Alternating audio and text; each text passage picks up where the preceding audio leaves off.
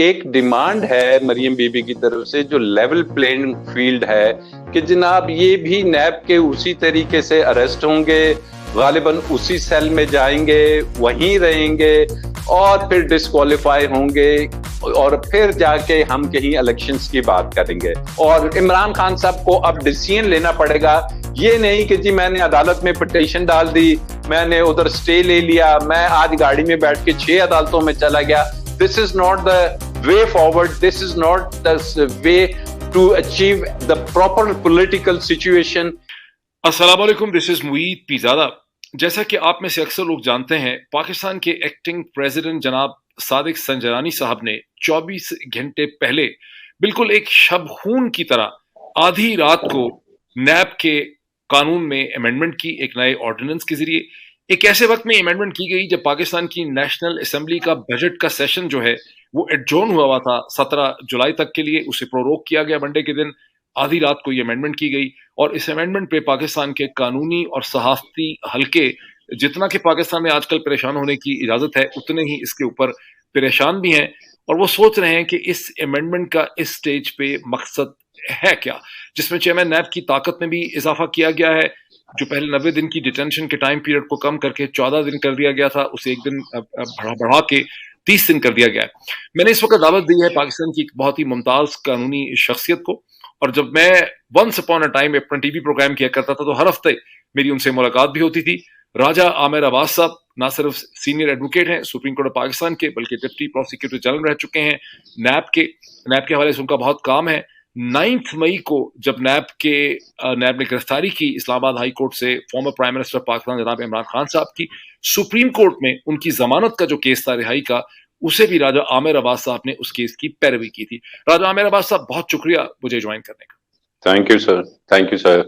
साहब, आपका नैब से बड़ा गहरा ताल्लुक रहा है, हमेशा हम आपका इंट्रोडक्शन भी करते थे कि भाई आपका नैब का बड़ा एक्सपीरियंस है, नैब के हवाले से आपसे बहुत बात होती रही।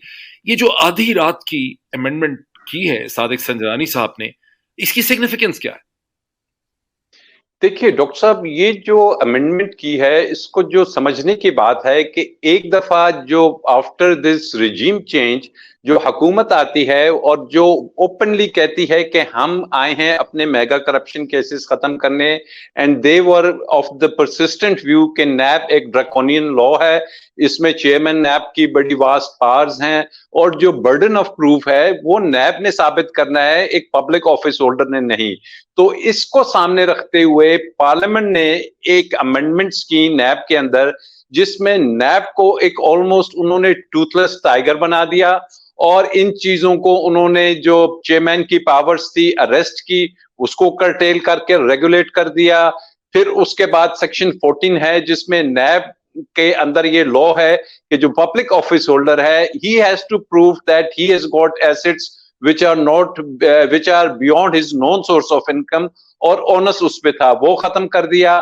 फिर उन्होंने कहा कि जी ये जो रेगुलेट करना है हमने अरेस्ट को, इस पे उन्होंने एक लॉ पास किया कि इंक्वायरी जब हो रही होगी तो चेयरमैन नैब के पास कोई इख्तियार नहीं होगा कि वो अरेस्ट कर सकेगा, and once after the inquiry has been completed तो वो पूरी एक रिपोर्ट सबमिट की जाएगी एक्यूज्ड पर्सन को कि आपके खिलाफ ये इंक्वायरी हुई, ये एविडेंस कलेक्ट हो गया, अब हम इसको इन्वेस्टिगेशन में कन्वर्ट कर रहे हैं और आप तशरीफ ले आइए और इस इन्वेस्टिगेशन को ज्वाइन कीजिए। And once that notice has been issued और आफ्टर दैट रिपीटेड नोटिस अगर होते हैं और अक्यूज नहीं आता है, only then chairman NAB is authorised कि वो किसी के अरेस्ट वारंट्स इशू कर सकता है। ये चेंज भी पार्लियामेंट ने अप्रूव की। तो फिर इन तमाम चीजों को एक सदारती ऑर्डिनेंस, एक एक्टिंग प्रेसिडेंट के जरिए ओवरनाइट रात को 12:03 पे चेंज करने की क्यों जरूरत पेश आई कि अपने पार्लियामेंट के जो उन्होंने अमेंडमेंट्स की थी उन्हें ओवरटर्न किया, 180 ले गए, रिवर्स कर दिया। इसकी बजाहिर वजह ये नजर आ रही है, जो सिग्निफिकेंस आपने बात की कि पहली जो अमेंडमेंट्स हुई थी उसको अगर आप गौर से देखेंगे तो वो जितने भी मेगा करप्शन के केसेस थे, चाहे वो मनी लॉन्ड्रिंग का हो, चाहे ओमनी ग्रुप का हो, चाहे assets beyond known source of income का हो, उनको हर केस टू केस को उठाया गया और कोशिश की गई कि ये कैसे खत्म हो सकता है। तो उस खत्म करने के लिए एक अमेंडमेंट का उन्होंने तजवीज दे दी कि ये अमेंडमेंट अगर कर दी जाए तो ये केसेस खत्म होंगे, 50 करोड़ से कम कर दिया जाए। और इस केस टू केस को सामने रख के उन्होंने अमेंडमेंट्स कर दी। उस अमेंडमेंट में उनके केसेस खत्म हो गए, वो रिलैक्स हो गए। थोड़ा सा मैं एक समझ जाऊं कि यानी मई 2022 में जब पीडीएम की हुकूमत आई तो उन्होंने अपनी जरूरियात के तहत नैब के कानून में तब्दीली की। उस वक्त उनकी जो रिक्वायरमेंट्स थी, जो जरूरियात थी, जिस किस्म के केसेस का उनका सामना था शरीफ खानदान को और जरदारी खानदान को, उन केसेस में से जान छुड़ाने के लिए उन्होंने नैब के कवानीन में तरमीम की। फिर मेरा अगला क्वेश्चन ये है कि जो उन्होंने तरमीम की उस वक्त, सारा रिलैक्स किया, उसके नतीजे में क्या वो रिलीफ ले सके? जी, उस वक्त जो तरामीम की उनका मेन पर्पस था कि हमने इन केसेस से निकलना है, जान छुड़ानी है, इनको खत्म कराना है। And ultimately after amendments 95% of those cases have been closed, या वो वापस कर दी गए हैं मुतलका जो अथॉरिटीज हैं उनको, और नैब उनसे अब उनके पास जुरिस्डिक्शन नहीं रही। लेकिन फिर उस सब कुछ करने के बाद अब उन्हें एक सिचुएशन नजर आ गई कि अब हमें ऐसी अमेंडमेंट्स चाहिए कि जिसमें केस से निकलना नहीं है, जिसमें हमने केस में फंसाना है, जिसमें हमने पॉलिटिकल आर्म ट्विस्टिंग बड़ी सख्ती से करनी है।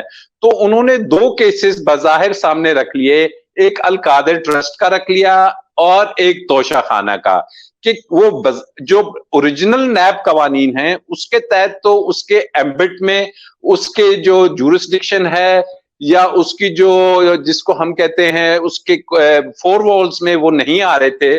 तो इन्होंने अमेंडमेंट्स कर दी। पहली अमेंडमेंट कर दी इन्होंने जो बहुत इंपॉर्टेंट है, वो मैं जो आपने बात की अरेस्ट और रोज पे बाद में आता हूं, सेक्शन 14A इंसर्ट कर दिया, जिसमें कहा कि अगर किसी को भी कोई गिफ्ट मिलता है, क्योंकि ये केसेस अल कादिर का या जो सा है ये तोशा खाने का, ये बेसिकली गिफ्ट से है, उसमें भी जमीन गिफ्ट हुई। तो इन्होंने कहा वो गिफ्ट अगर किसी को मिलता है या उसकी फैमिली को, तो ओनर्स वुड शिफ्ट कि ये जो आपको चीज मिली है ये करप्शन और करप्ट प्रैक्टिस के नतीजे में है। It is assumed under the new law that this amounts to corruption and corrupt practice unless and until आप साबित करेंगे जी ये तो कोई करप्शन नहीं है और ये तो बड़ा जेन्युइन कोई चीज है। ये अमेंडमेंट मुझे याद पड़ता है कि जब इन्होंने मई 2022 में पीडीएम ने ये तरमीम की पार्लियामेंट के जरिए, तो इमरान खान और तहरीक इंसाफ ने ख्वाजा हारिस साहब को हायर किया था नैब की उन तरमीम को चैलेंज करने के लिए। उस केस का क्या सुप्रीम कोर्ट ऑफ पाकिस्तान के सामने चैलेंज किया गया? देखिए, वो भी एक अपनी नवीयत का ऐसा केस है कि जो मेरी समझ से बाहर है कि when you challenge the vires of any case, उसमें कोई दर्जनों पेशियां हो चुकी हैं। एक लॉयर तकरीबन 20-20, 30-30 दफा बहस कर रहा है, दूसरी साइड पे मखदूम साहब हैं, वो इतना लंबा चला रहे हैं, फिर सुप्रीम कोर्ट ने उसमें कोई फैसला नहीं दिया, उसको लंबी से लंबी तारीखें दी, जो कि नॉर्मली ये एक 15 या 20 दिन का टोटल एक्सरसाइज थी, जिसको over a stretch of period of like months supreme court खींच के ले गए। And that case is still pending before the honourable supreme court of Pakistan. बहुत दिन हो गए, उस केस का कोई जिक्र हमने अब मीडिया से सुना नहीं है। वो बिल्कुल जी खामोशी में चला गया है। वो जाके उन्होंने किसी क्लोजेट में बंद किया हुआ है फिलहाल, और पता नहीं कब खोलेगा, क्योंकि चीफ जस्टिस साहब की सरबराही में जो बेंच है, चीफ साहब तो ऑलमोस्ट अब आफ्टर अ मंथ रिटायर हो रहे हैं। फिर अगर नया बेंच कॉन्स्टिट्यूट हो गया तो ये दोबारा से री हेयरिंग होगी, ये दोबारा ये तमाम प्रोसेस खत्म हो जाएगा। 6 महीने की एक्सरसाइज, री हेयरिंग होगी, तब तक उसका जो स्टे भी नहीं है उसमें, ये नहीं कि सस्पेंड किया हो, तो उसका फायदा जो दिया हुआ है उनको भी होगा, फिर जो आने वाले मियां साहब हैं उनको भी होगा। तो this is how it is working. और वो जो एडिशनल कॉम्प्लिकेशन ये है कि वहां पर इमरान खान और तहरीक इंसाफ ने नैब के कानून में जो फ्लेक्सिबिलिटी लाई थी, पीडीएम ने उसको चैलेंज कर रखा था, और अब एक प्रेसिडेंशियल ऑर्डिनेंस के जरिए सादिक संजरानी साहब ने और पीडीएम ने उस नैब के कानून को मोर और लेस दोबारा सख्त बना दिया है। तो अब तो बड़ी कंफ्यूजन हो गई।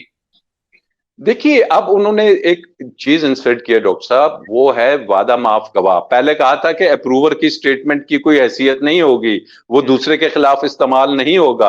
अब उन्होंने तमाम जो फोकस कर दिया है वो अप्रूवर्स ढूंढ रहे हैं कि जनाब, चाहे वो उस केस में जो खासकर ये कादिर ट्रस्ट वाला है, इसमें दो बड़े नाम हैं। एक उस वक्त के जो अकाउंटेबिलिटी के थे शहजाद अकबर साहब, जिनके भाई अभी मेरे ख्याल मिसिंग हैं, उनका नाम है कि जनाब अगर वो उन्होंने ये तमाम एनसीए के साथ और मलिक रियाज के साथ और ये तमाम 190 मिलियन पाउंड्स की डील में अगर वो थे, if he becomes N approver, तो वो अप्रूवर की स्टेटमेंट्स को इस नई अमेंडमेंट के तहत ऐसे बना दिया गया है कि सोली रिलाइंग अपॉन दैट आप कन्विक्शन की तरफ जा सकते हैं। इवन अगर मलिक रियाज आके स्टेटमेंट दे देता है एज एन अप्रूवर, उसकी जान छूट जाएगी। तो ये जो से हैं, ये टेलर मेड जो अमेंडमेंट्स हुई हैं, these are only to encompass, और उसको इमरान खान को किसी भी तरीके से इन केसेस में इन्वॉल्व करने की बात है। Now what next? आपने कहा टेलर मेड। एक जमाने में हम सुना करते थे टर्म्स, आप लोग जब हमारे प्रोग्राम्स में मतलब बुकला कहते थे भाई ये पर्सन स्पेसिफिक है, ये रिलीफ पर्सन स्पेसिफिक है, ये चेंज पर्सन स्पेसिफिक है। तो यहां तो क्लियरली नजर आ रहा है कि जो अब ऑर्डिनेंस के जरिए अमेंडमेंट्स की गई हैं ये इमरान खान स्पेसिफिक या पर्सन स्पेसिफिक हैं। जिस जमाने में सुप्रीम कोर्ट हुआ करती थी, एक फाल सुप्रीम कोर्ट थी, ताकतवर सुप्रीम कोर्ट थी, तो लोग कहते थे इस किस्म के कानून को चैलेंज हो जाएगा। क्या कोई सोच रहा है कि ये ऑर्डिनेंस भी चैलेंज हो सकता है? देखिए, ये ना सिर्फ इमरान खान स्पेसिफिक है, ये इमरान खान साहब और उनकी अहलिया स्पेसिफिक है। क्योंकि अगर आप इसकी डेप्थ में जाएंगे तो जो हमारी फॉर्मर फर्स्ट लेडी हैं, उनके खिलाफ काफी चीजें ये अनर्थ करके और उसको मोल्ड कर रहे हैं ऐसे कि समहाउ वो भी उसके एम्बेड में आ जाए। अब इसको चैलेंज करना है ऑब्वियसली इसको इमरान खान साहब ने, और इसको चैलेंज करना है दो पोजीशंस हैं। क्योंकि अगर आप हाई कोर्ट में जाते हैं, वो कहेंगे सुप्रीम कोर्ट में ऑलरेडी पेंडिंग है, तो ख्वाजा साहब के जरिए या तो उसके साथ क्लब कर दिया जाए। But again we are having vacations, यहाँ पे समर वेकेशंस चल रही हैं, 3 महीने सुप्रीम कोर्ट के बेंचेस नहीं हैं, और वो बेंच जिसने सुना हुआ है ये केस उसी के पास जाएगा। तो मुझे लग रहा है कि ये उनकी जो टाइमिंग्स हैं, ये बड़ी कारामद हुई कि वो वेट करते रहे कि सुप्रीम कोर्ट के वेकेशंस शुरू हो जाएं, बेंचेस इधर उधर हो जाएं, ये अमेंडमेंट कर दी जाए, और सूनर और लेटर। हज करने के लिए भेजा है, वो भी किसी ने कहा होगा कि आप प्रेसिडेंट साहब हज करने चले जाएं। अब ये हज का मामला है तो पता नहीं, हम तो सुनते थे बुलावा आता है, लेकिन अब ये पता नहीं क्या है कि वो चले गए। I have no comments on this.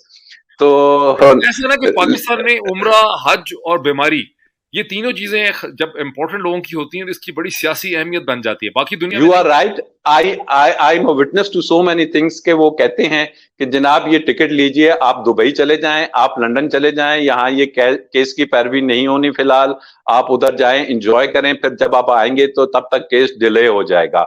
This is what happens on ground.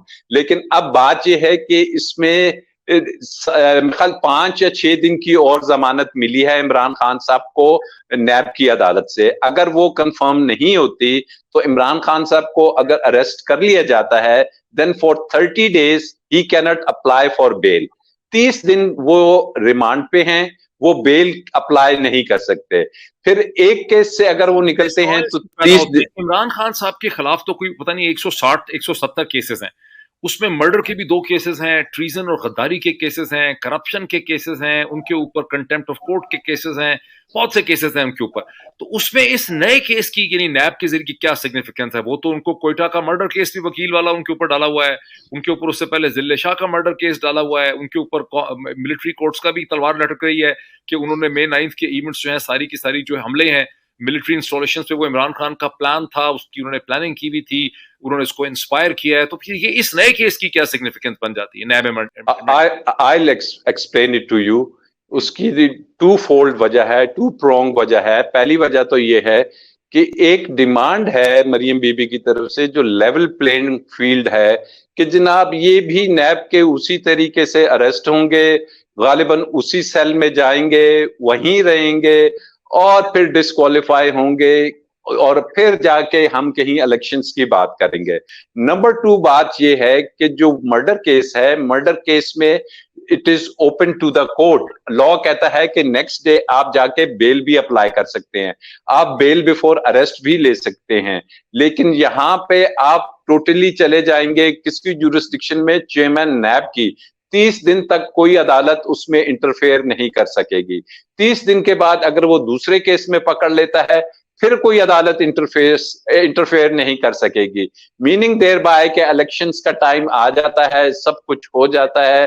तो this politically motivated, politically arm twisting का जो एक बेहतरीन एक जमाना था डॉक्टर साहब कि सिर्फ नैब का अदारा जो उनसा था वो पॉलिटिकल आर्म ट्विस्टिंग करता था, बट नाउ इन्होंने ऐसा कर दिया है कि कानून को भी मोम की नाक बना दिया है कि अदारा तो करता ही करता है, कानून को एक दिन ऐसे बना देते हैं, एक दिन ऐसे बना देते हैं, और उसको यूज किया जा रहा है पॉलिटिकल विक्टिमाइजेशन के लिए। This is unfortunate.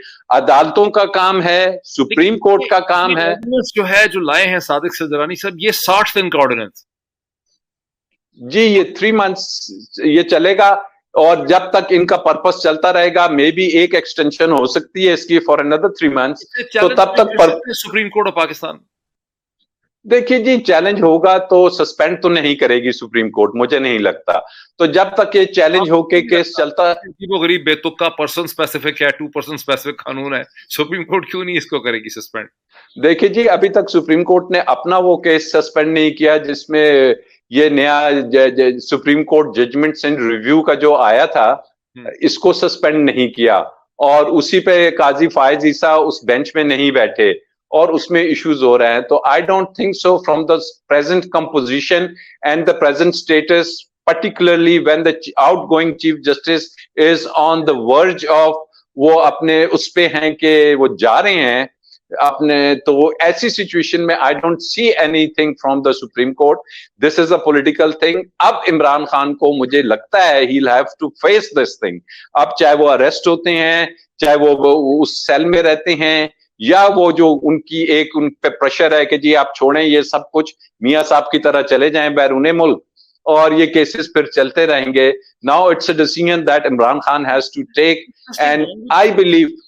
बड़ी इंटरेस्टिंग आपने लैंग्वेज की कि Imran Khan will now have to face it, लेकिन इमरान खान ने तो गुज़िश्ता 14-15 महीने में जो कुछ फेस किया है उसमें एक कातलाना हमला भी है, उनके घर के ऊपर हमला हुआ, वहां कत्लो गारत होती रही, मैदान हशर वो बना रहा, 2 दफा उनके घर पे हमला हुआ, इस्लामाबाद हाई कोर्ट की जुडिशियल कॉम्प्लेक्स जो है वहां बड़ी मारपीट उनके ऊपर हुई, फिर उनको जिस तरह से मारते हुए नैब का जो लाहौर इस्लामाबाद हाई कोर्ट का रजिस्ट्री ऑफिस जो है, जो उसको तोड़कर डायरी एंड रजिस्ट्री सेक्शन जो है उसको तोड़ के जिस तरह से उनको डंडे मारते हुए गिरफ्तार कर लिया, उनके वकला को जख्मी किया गया, उनके गार्ड्स को जख्मी किया गया।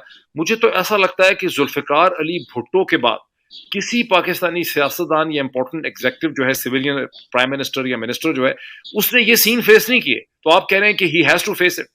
क्या फेस करना है अब? हाँ, अब ये फेस करना है कि पहले तो अरेस्ट उनका अभी तक 48 आवर्स से ज्यादा नहीं हुआ। अगेन आई विल रिपीट कि इन द प्रेजेंट सिचुएशन अब 2 ही ऑप्शंस हैं। एक तो ये है कि जी मिलिट्री कोर्ट्स की जो बात की जा रही है, but that is something that is not appreciated और रिकग्नाइज्ड वर्ल्ड वाइड। जो दुनिया में इमरान खान का स्टेचर है, आपको कोई भी मुहज्जब दुनिया में ये चीज सुनने को कोई पसंद नहीं करेगा कि फॉर्मर प्राइम मिनिस्टर को मिलिट्री कोर्ट में किसी तरीके से आपने ट्रायल किया और कन्विक्ट किया। बट इन करप्शन केसेस, नैब के केसेस में आपके पास बहुत सी एग्जांपल्स हैं। वो कहेंगे former prime minister he was removed, आप कहेंगे आसिफ जरदारी 11 साल जेल में रहा करप्शन में, यू नेम एनीबॉडी, जो अभी शाहिद खाकान हैं, दूसरे हैं। तो दिस इज अ रूटीन इन पाकिस्तान की जी, ठीक है करप्शन में वो चले गए, 60 दिन 2 महीने 3 महीने रहेंगे, इलेक्शंस का टाइम आएगा। तो दिस इज अ पॉलिटिकल, जिसको कह रहे हैं कि उन्होंने एक चाल चली है, it's a chess game where I believe कि जो इस वक्त तक हुकूमत है वो बड़े पॉलिटिकली टैक्टफुली वो इनको, जो इमरान खान की लीगल टीम थी उससे एज कंपेयर्ड जो इनकी लीगल टीम है, वो बड़ी इफेक्टिवली इमरान खान के घेरा तंग कर रही है। लेकिन सर ये तो आप कहें ना, जब इसे कहते हैं कोई अमेरिका की तरह का मुल्क हो जहां 2 लीगल टीम्स का आपस में मुकाबला हो, यहाँ तो एक हुकूमत, एक एस्टैब्लिशमेंट, एक निजाम पूरा खड़ा है, दूसरी तरफ वकील होंगे खाली इमरान खान के पास। तो कंपैरिजन क्या है यहाँ 2 फोर्सेस का आपस में? देखिए, दो फोर्सेस का कंपैरिजन ये है कि ये जो हमारे इन्वेस्टिगेशन के अदारे होते हैं, हम्म, अनफॉर्चुनेट डॉक्टर साहब, मैं खुद इससे 3 डिकेड से इनके साथ काम कर रहा हूं। तो ये जो इमरान खान साहब अभी बात करते हैं जब हुकूमत में नहीं रहे कि जी नैब मेरे कंट्रोल में नहीं था, ये उन्होंने ओपनली स्क्रीन पे आके बात की है कि it was not under my control. तो शायद अब भी वो पता नहीं लगता है कि वो किसके कंट्रोल में है। तो अगर आपके कंट्रोल में नहीं था तो आपने क्या इफेक्टिव मेजर्स लिए थे कि आप इस चीज को खत्म तो कर सकते थे कि नहीं है तो खत्म कर दो यार इसको, ये किस काम का है। लेकिन अब भी वही सिचुएशन है कि इन्वेस्टिगेटिंग अथॉरिटीज जो आप किसी के भी कंट्रोल में नहीं है। अदालतें जो सी हैं पहले एस्टेब्लिशमेंट और वो इकट्ठी होती थी, अब वहां पे इशू है कि अदालतें बेचारी भी मजबूर हैं। तो आई डोंट थिंक सो कि ये कोई आसान इस वक्त ट्रेल है कि जिसमें से इमरान खान साहब लीगली बड़ी इजीली वॉक ओवर कर जाएंगे, बिकॉज लग रहा है कि ये जो नई अमेंडमेंट्स ओवरनाइट आई हैं वो संजरानी साहब जो कि पहले जिनकी अपनी मारात अब कहां से कहां चली गई। तो this is something which needs serious pondering, और इमरान खान साहब को अब डिसीजन लेना पड़ेगा। ये नहीं कि जी मैंने अदालत में पिटीशन डाल दी, मैंने उधर स्टे ले लिया, मैं आज गाड़ी में बैठ के 6 अदालतों में चला गया। This is not the way forward, this is not the way to achieve the proper political situation. या इलेक्शंस की तरफ बढ़ना है अगर, तो फिर इस रास्ते से अदालतों के जरिए आपको पॉलिटिकल जो माइलेज है वो हासिल नहीं होगा। अच्छा, दिस इज इंटरेस्टिंग। आप सीनियर एडवोकेट हैं सुप्रीम कोर्ट ऑफ पाकिस्तान के, लाइफ लॉन्ग 30 बरस से ज्यादा आपका जो है कानून का एक्सपीरियंस, और आप ये कह रहे हैं कि इमरान खान ने अगर ये समझा कि मैं कानूनी बैटल लड़ूंगा तो बिल्कुल वो गलतफहमी में रहे। यानी इमरान खान अगर ये समझता रहा कि ये कॉन्स्टिट्यूशनल रिपब्लिक है, यहाँ रूल ऑफ लॉ है, यहाँ हाई कोर्ट्स हैं, यहाँ एक सुप्रीम कोर्ट है, यहाँ मैं फलां दरवाजे खटखटाऊंगा अदालतों के, वो तो अदालतों के पास ही जाते रहे। पैनामा केस का भी पिटीशन अदालत के पास लेकर चले गए, नैब के कानून को भी उन्होंने अदालत में चैलेंज किया। जब 2013 के इलेक्शन पे उनको एतराज था तो ट्रिब्यूनल्स में गए, ट्रिब्यूनल्स के बाद अदालतों में गए। तो इमरान खान की स्ट्रगल तो कभी भी जो है वो तोड़फोड़ की, एजुटेशन की स्ट्रगल तो नहीं थी। तो अब आप क्या कह रहे हैं कि बेसिकली इमरान खान के अंदर सलाहियत होनी चाहिए थी एजुटेशनल पॉलिटिक्स की? Well I would not term it exactly कि जी उस किस्म की agitation, but then he has to mobilise. और ये जो अवाम हैं उनके साथ, ये अवाम क्या सिर्फ सोशल मीडिया के लिए हैं? ये अवाम क्या सिर्फ आप एक ऑप्टिक्स देने के लिए हैं? ही हैज टू डिसाइड कि जनाब अब हमने कहां बढ़ना है। आप जेल चले जाते हैं, वो एक जो इलेक्शंस होते हैं, बिकॉज इलेक्शंस को आपने देखना है कि वो फ्री एंड फेयर होते हैं कि नहीं, वो मैनेज हो रहे हैं। उसमें ये तमाम चीजें अगर आप समझ नहीं पा रहे कि वो इलेक्शंस किस किस्म के होने जा रहे हैं, किसको ला के फिर से बिठा दिया जाएगा, तो फिर वही इमरान खान ने जो हुकूमत में अपने कुछ गलतियां की, वही अब अगर ऑपोजिशन में करेंगे, then I don't know where he will stand after that. तो it's a very high time, unfortunate part हो गया उनके साथ कि उनकी वो जो टीम थी, वो जो बड़े बड़े नाम उनके साथ थे जिनके बारे में ये कहा जा रहा था कि ये एंड टाइम पे डिच भी करेंगे, वो नहीं है। But again he has to act like a captain, और अब डिसीजन लेंगे। सबसे बड़ा फायदा है कि अवाम उनके साथ अब भी है, बट दिस इज हिज कि अब वो कैसे अवाम को संभालते हैं।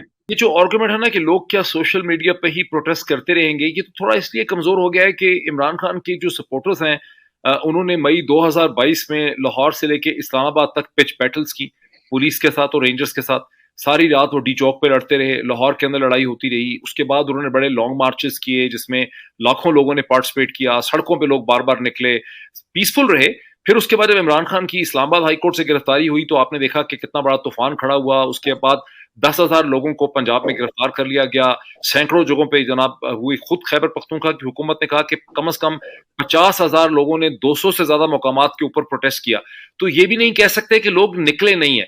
लेकिन पाकिस्तान में जो रियासत का रद्द अमल है इमरान खान के सपोर्टर्स की तरफ, वो तो इससे पहले 1979 के बाद किसी की तरफ देखा ही नहीं गया। ऐसी कोई स्ट्रगल 80s या 90s के अंदर या 2010 में मुशर्रफ हुकूमत के खिलाफ पीएमएलएन ने या पीपीपी ने तो की नहीं है। देखिए, अब स्ट्रगल को आप यहां तक मत रखिए कि सिर्फ रोड्स पे आना है। He has to see all the political avenues, जहां से इस मुल्क में देखिए पॉकेट्स हैं, इस मुल्क में सियासतदान हैं, आप उनको इग्नोर नहीं कर सकते। आप पीपल्स पार्टी है, बलूचिस्तान में पार्टीज हैं, और पार्टीज हैं। आप देखिए कि आप क्या बिल्कुल अकेले हो जाएंगे या आप वाकई ही कोई जोड़ तोड़ कर सकते हैं, किसी के साथ बैठ सकते हैं। कोई करना चाहिए। लेकिन सर थोड़ा सा ये देखें, आपने कहा कि चूंकि मगरिब की हुकूमतों की सेंसिबिलिटी ये है कि अगर इमरान खान को मिलिट्री कोर्ट से कन्विक्शन होती है तो वो बड़ा मायूब लगेगा, अजीब लगेगा। ऑन दी अदर हैंड ये है कि इमरान खान के ऊपर 170 केसेस हैं। 70 बरस तक पहले उनके ऊपर कोई इस किस्म के करप्शन या क्रिमिनल केसेस नहीं थे। ऑल ऑफ सडनली उनके ऊपर केसेस बन गए हैं। लोग कहते हैं कि राना सनाउल्लाह भी गिरफ्तार हुए थे। राना सनाउल्लाह में और असद उमर में, ये राना सनाउल्लाह में और इमरान खान में तो एक फर्क दुनिया को नजर आना चाहिए था, लेकिन वो इस केस में उसको नहीं देख रहे हैं। इसी तरह से ये जो केस है अलकादर ट्रस्ट का, अगर आपने इमरान खान का लेटेस्ट 34 मिनट का एड्रेस टू द नेशन देखा हो, जो एक दिन पहले उन्होंने किया, तो वो इसमें कहते हैं कि जी अगर पैसे सुप्रीम कोर्ट के पास चले गए हैं, पैसे तो पाकिस्तान में आ गए हैं 190 मिलियन पाउंड्स, तो वो कैबिनेट दोबारा फैसला करे और सुप्रीम कोर्ट से लेके गवर्नमेंट में ले ले। यहाँ पर इश्यू है क्या इतना बड़ा क्रिमिनलिटी का? ये देखिए डॉक्टर साहब, I am very much familiar with this case. और ये केस जोन सा है, ये खाली पैसे सुप्रीम कोर्ट नहीं आए, ये पैसे गवर्नमेंट ऑफ पाकिस्तान को मिले ही नहीं थे। Government of Pakistan had to raise an claim in UK. अगर वो ये चाहती कि ये पैसे हमारे हैं तो वो क्लेम रेज करती, और इन केस वो क्लेम अगर जीतते, जो कि पाकिस्तान की तारीख रही है कि इंटरनेशनल क्लेम्स हम नहीं जीत पाते, तब वो गवर्नमेंट ऑफ पाकिस्तान को ये पैसा शिफ्ट हो सकता था। Otherwise it's mutual outside the court agreement, और उस एग्रीमेंट के तहत ये पैसा पाकिस्तान वापस कर दे गया। मलिक रियाज ने कहा उधर एडजस्ट कर दीजिए। तो ये जो बात की जा रही है ना कि कोई हुकूमत को एक्सचेकर को लॉस हुआ है, not a single penny. And the point is कि इमरान खान के खिलाफ अगर इतने केसेस हैं, including these cases, the point is अगर वो पॉलिटिकली अपनी स्ट्रेंथ दिखाती हैं, ये वो केसेस हैं कि जो मैं समझता हूं एक हफ्ता भी सस्टेन किसी कॉम्पिटेंट कोर्ट ऑफ लॉ में नहीं हो सकते, because there is no substance in any of these cases, जो कि शायद 10 दिन में तमाम ये केसेस एक एक करके खत्म हो सकते हैं। बट द पॉइंट इज कि वो प्रेशर आ जाए, इमरान खान साहब इलेक्शन और उस पॉलिटिकल प्रोसेस का हिस्सा बन जाएं। That is something which he has to now decide कि कैसे वो उस पॉलिटिकल एरिना में अपनी एक स्ट्रॉन्ग पोजीशन बनाते हैं, बनिस्बत इसके कि वो सारा दिन पेशियां भुगतते रहें। अच्छा देखिए, बात हमारी मतलब बड़ी इंटरेस्टिंग ये बात है, बड़ी इंफॉर्मेटिव की बात है। टेलीविजन प्रोग्राम्स में हम ऐसी बातें मुमकिन नहीं भी कर सकते थे, इस तरह की इतनी एक मीनिंगफुल डिस्कशन नहीं हो सकती थी। अब देखिए ना, पाकिस्तान में तो किसी के ऊपर कोई भी केस जो है वो बन जाता है। फॉर इंस्टेंस लफ्ज जो दहशतगर्दी है उसको पाकिस्तान में इतना लूजली इस्तेमाल कर लिया गया है। यहाँ अमेरिका में, बरतानिया में, कनाडा में, ऑस्ट्रेलिया, न्यूजीलैंड में अगर कोई गोली चलती है, कोई धमाका हो जाता है, कुछ भी हो जाता है, 10 लोग भी मर जाते हैं, तो वो इसको टेररिज्म उतनी देर तक नहीं कहते जितनी देर तक कोई डिटरमिन नहीं करते। यानी हमारे यहाँ मीडिया ले प्रेस में ये कहता है कि भी फलां आदमी ने अगर 30 लोगों को मार दिया या फलां जगह कोई कत्लेआम हो गया तो इसको एक्ट ऑफ टेररिज्म क्यों नहीं कहा जा रहा? बिकॉज हमारे यहाँ अंडरस्टैंडिंग ये है कि अगर किसी एक्ट के नतीजे में दहशत मची है, खौफ मचा है, तो वो एक्ट ऑफ टेररिज्म है। यहाँ पे अमरीकी या बरतानवी पुलिस का इस्तदलाल इसके ऊपर ये है कि टेररिज्म वो किसी एक्ट को तब समझते हैं, ये डिटरमिन करते हैं, जब उसके पीछे उनको कोई नेटवर्क नजर आता है, कोई प्लानिंग नजर आती है, कोई स्ट्रेटजी नजर आती है, कोई पॉलिटिकल गेन नजर आता है। अगर कोई पागल शख्स कोई एक्ट करता है तो उसको एक्ट ऑफ टेररिज्म नहीं कहते, उसको अंग्रेजी जुबान में आप टेररिज्म कह सकते हैं, कानूनी तौर पर नहीं कहते। जब मैं पाकिस्तान की जुरिस्डिक्शन को देखता हूँ, यहाँ एक इसे कहते हैं टीएलपी, जो यानी जो टीटीपी थी, जिसने किसी ने अगर स्कूल पे हमला किया और 150 बच्चों को मार डाला, उसके लिए भी अगर हम लफ्ज दहशतगर्द इस्तेमाल करते हैं। अब जो शख्स पाकिस्तान का प्रेसिडेंट है आरिफ अलवी, उसके ऊपर भी दहशतगर्दी के पर्चे थे। जो फाइनेंस मिनिस्टर रहा असद उमर जैसा आदमी, जो बेचारा जेल में भी शायद ज्यादा देर नहीं ठहर सका, उसको भी दहशतगर्द करार देते हैं। इमरान खान के ऊपर भी दहशतगर्दी के पर्चे हैं, साबिर शाकर के ऊपर भी दहशतगर्दी का पर्चा हो गया, मेरे ऊपर भी दहशतगर्दी का पर्चा हो गया है, शाहीन सिवाई रही अमेरिका में रहा 30 साल से, उस पर भी दहशतगर्दी का पर्चा हो गया है। जो कोई किसी के खिलाफ जाके पर्चा करवाना चाहता है वो पाकिस्तान में हो जाता है। जब मैं पाकिस्तान में रहता था तो मुझे कभी एहसास नहीं हुआ कि पाकिस्तान की लीगल जुरिस्डिक्शन के कम से कम वो हालात हैं जो सोमालिया के या कीनिया के या नाइजीरिया के होते होंगे। हमने कभी अपने आप को इस नजर से देखा नहीं था। अब चूंकि मैं वाशिंगटन से पाकिस्तान को देख रहा हूं, तो आप पाकिस्तान के अंदर हैं, बार के मेंबर हैं, मुझे ये बताएं कि पाकिस्तान की लीगल जुरिस्डिक्शन किस किस्म की है, जिसमें असद उमर भी दहशतगर्द है और जिसमें टीटीपी वाले भी दहशतगर्द हैं, एक ही टर्म इस्तेमाल हो रही है उनके लिए। डॉक्टर साहब, मुझे याद आ गया कि जब आप पाकिस्तान में थे एंड वन फाइन मॉर्निंग आप बड़े परेशान, आपने मुझे कहा जी ये तो फिर दहशत, ये पर्चे कट गए हैं, और आप और मैं गए इस्लामाबाद हाई कोर्ट और हमने वहां से कोई ऑर्डर शॉर्डर लिया और फिर बड़े मजे से बर्गर खाया। अब ये वो FIRs हैं कि जो FIRs लॉन्च होती है कि मैं बाल कटाने गया, मैं वहां बाल कटा रहा था और मैंने देखा कि टीवी पे, मीडिया पे या किसी मोबाइल पे कोई क्लिप चल रहा था और उसमें मुझे नजर आया कि कोई शख्स ऐसी बातें कर रहा है जो मेरी दिल आजारी हुई और मैंने FIR लॉन्च की। इस्लामाबाद हाई कोर्ट ने कहा कि भले से उस शख्स ने जो भी बात की वो गलत की होगी, आप बताइए कि इसमें ऑफेंस क्या है, और जिसमें FIA टोटली फेल्ड कि वो नहीं बता सकी कि इसमें जुर्म क्या है, और अल्टीमेटली केसेस वापस हुए। अब आपने बात की दहशतगर्दी की, ये नहीं कि हमारे मुल्क में डिफाइन नहीं है कि टेररिज्म क्या है, it is defined by a 7 member bench, जिसने कहा है कि no matter how brutal, how gruesome एक कत्ल होता है या कोई हरकत होती है, that is not terrorism. Terrorism होता है कि जहां पे कोई रिलीजियस, कोई एथनिक ग्रुप एक जैसे सिस्टमैटिक एक ऑर्गेनाइजेशन के तहत आके कोई एक्ट करते हैं in order to achieve some political या सेक्टेरियन या इस किस्म का goal, that is only terrorism. बाकी ये कहना कि जी कोयटा में वकील का कत्ल हो गया और वो इमरान खान साहब पे टेररिज्म का पर्चा कट गया, दिस इज एब्सोल्युटली बोगस। ये चीजें इसीलिए मैं कह रहा हूं कि अदालतों में सस्टेन नहीं होंगी। सिर्फ बात यह है कि अब वो उनको प्रेशराइज किया हुआ है और अनफॉर्चुनेटली कोर्ट्स ये नहीं देख रही कि वो जिस जज ने उनका निकाल के दे दिया वारंट कोयटा में कि भाईजान ये तो टेररिज्म का केस ही नहीं बनता। इसी तरीके से अब बात यह है कि इसको इमरान खान साहब को बिजी किया हुआ है, दे आर अचीविंग कि उनको पॉलिटिकली साइड पे कर दो। ये उनको भी पता है ये केसेस अल्टीमेटली खत्म होंगे, लेकिन उनको पैरेलल इमरान खान साहब को आई बिलीव कि केसेस के साथ साथ अपनी पॉलिटिकल एक्टिविटी जोन सी है उस पर फोकस करे। इलेक्शन मुझे बता दें कि मौजूदा हालात में आपको क्या लगता है कि इस मुल्क में अगर एक इलेक्शन होंगे, बड़े कंट्रोवर्शियल किस्म के, बहुत गंदे मैनेज किस्म के इलेक्शन होते हैं, तो उससे फिर क्या कोई क्रेडिबल सिस्टम खड़ा हो जाएगा यहाँ पे जो चल पाएगा अगले 5 साल? डॉक्टर साहब, जाती तौर पे मैं फील करता हूं कि जो भी सिस्टम जो अवाम के बगैर आएगा, जिसमें अवाम की अब शमूलियत नहीं होगी, और ऐसे डिसीजन मेकिंग की जरूरत है इस वक्त इस मुल्क को कि जिसमें पब्लिक की पार्टिसिपेशन, उनकी कॉन्सेंट जरूरी है। अदरवाइज ये जो मर्जी रिजल्ट ले आए, जो मर्जी टेक्नोक्रेट्स आ जाएं, जो मर्जी हो जाए, the system would not sustain. आपकी इकोनॉमी कुछ नहीं हो सकेगी। आप देखिए जियोपॉलिटिकली क्या हो रहा है, जो ग्रुप्स बन रहे हैं, इंडिया को देख लीजिए कि कहां पे उनकी अचीवमेंट्स जा रही हैं, and the way we are going, तो it has to go to public, और आज नहीं कल तो हमको ये एक फेयर एंड फ्री इलेक्शंस कराने पड़ेंगे। अदरवाइज ये आप वापस भले से सागदार को ले आइए, आप नवाज शरीफ को लाके बिठा दे, जरदारी बिलावल को बिठा दे, this would further deteriorate the situation and that would be unfortunate, and I am a positive person कि शायद इसको यहाँ पे रोका जाएगा और किसी न किसी स्टेज पे इस चीज के ऊपर एक चेक आ जाएगा। बहुत शुक्रिया। इस तरह से ये निजाम नहीं चल पाएगा। राजा आमिर अब्बास साहब, बहुत शुक्रिया, आपसे बात होती रहेगी। बहुत thank you sir. So much.